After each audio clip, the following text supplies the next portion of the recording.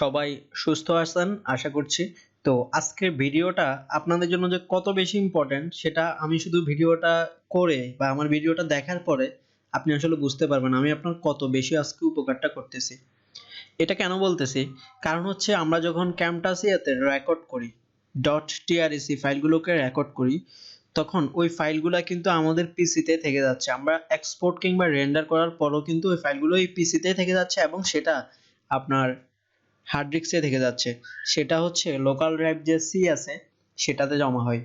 তো এটার কারণে কি হয়, আপনার সি ড্রাইভ ফুল হয়ে যায় কিন্তু আপনি বুঝতেও পারেন না। আর এই সি ড্রাইভ ফুল হওয়ার কারণে আমাদের পিসি অনেক বেশি ল্যাগ করে যার কারণে হচ্ছে আমরা কোনো কাজই ভালোভাবে করতে পারি না, শুধুমাত্র এই সি ড্রাইভ ফুল হওয়ার কারণে। তো আজকে আমি দেখাবো আপনাদেরকে আপনারা কোথায় খুঁজে পাবেন সেই ফাইলগুলো, অর্থাৎ .trec ফাইলগুলো কোথায় খুঁজে পাবেন এবং আপনার কম্পিউটারকে কিভাবে আরো বেশি ফাস্ট করতে পারবেন এবং ক্যামটাসিয়াতে কিভাবে আরো বেশি ভালোভাবে আপনি কাজ করতে পারবেন। তো আপনি যখন আপনার পিসিতে মাই কম্পিউটারে বা মাই পিসিতে কি করবেন, ক্লিক করবেন। আমি যদি আমার এখানে দেখাই আমার মাই কম্পিউটারটা কোথায় গেল, এই যে, বা দিস পিসি, আমার এখানে দিস পিসি লেখা আছে।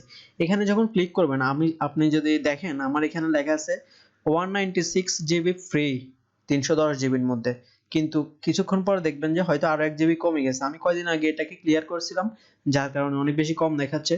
আপনাদের যখন এরকম ফুল দেখাবে কিংবা যতটুকু থাক না কেন ক্যামটাসিয়া দিয়ে রেকর্ড করার পর আপনারা ফাইলগুলো পাবেন, এখানে ডকুমেন্টসে চলে যাবেন। দেখেন এখানে আমি ডকুমেন্টসে চলে গেলাম। ডকুমেন্টসে গিয়ে এখানে আপনি একটা ফোল্ডার পেয়ে যাবেন, সেটার নাম হবে ক্যামটাসিয়া স্টুডিও। এবং এই যে ফাইলগুলো আছে না, এগুলো হচ্ছে সবগুলো .trec ফরম্যাটের, সবগুলো কিন্তু .trec ফরম্যাটের। দেখেন প্রপার্টিসে গেলে আপনি বুঝতে পারবেন এখানে এক্সটেনশন হচ্ছে .trec, ঠিক আছে? তো আপনি সরাসরি কি করবেন, এগুলাকে এরকম ডিলিট করে দিবেন। সিলেক্ট করে জাস্ট কিবোর্ডে ডিলিট বাটন প্রেস করলে হবে, অথবা এখান থেকে আমার এখানে ডাবল কপি হয়ে গেল। আপনি এখানে জাস্ট কি করবেন, ডিলিট করে দিলেই হয়ে যাবে।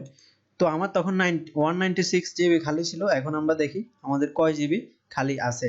তবে তার আগে অবশ্যই আপনাকে রিসাইকেল বিন থেকে সেটাকে এমটি করে নিতে হবে, না হলে কিন্তু রিসাইকেল বিনে যত কিছুই থাকে সেগুলো কিন্তু আবার কোথায় জমা হয়, আমাদের তাও সি ড্রাইভে জমা হয়।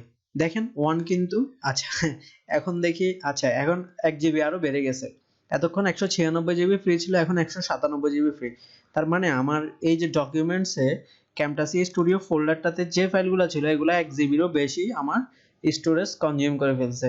তো এক সময় দেখা যেত যে আমার এটা মোটামুটি 310 জিবির মধ্যে 305 জিবি কিন্তু ফুল হয়ে গেছে। তখন কিন্তু সি ড্রাইভ ফুল হলে কম্পিউটার কিন্তু আমাদের হ্যাং করে, আমরা মনে করি যে আসলে আমাদের পিসির সমস্যা, এটা কিন্তু নয়। আসলে এটা সি ড্রাইভ ফুল হয়ে গেলে এই ধরনের সমস্যা হয়। তো এই জন্য বলছি যে আজকের ভিডিওটা আপনাদের জন্য খুব বেশি গুরুত্বপূর্ণ। আমি আশা করছি আপনারা নতুন কিছু শিখতে পারছেন। যদি শিখে থাকেন অবশ্যই একটা কমেন্টে থ্যাঙ্কস দিতে ভুলবেন না। আর আপনারা কি নিয়ে ভিডিও চান অবশ্যই আমাকে কমেন্ট করে জানাতে পারেন।